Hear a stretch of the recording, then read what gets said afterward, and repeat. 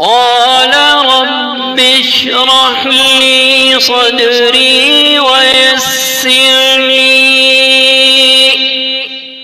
أمري واحلل عقدة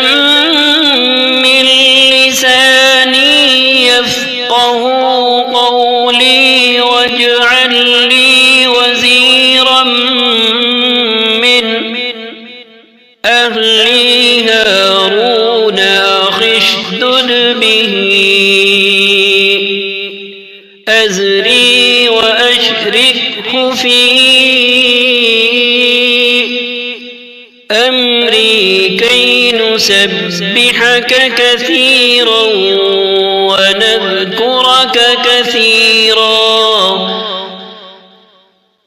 إنك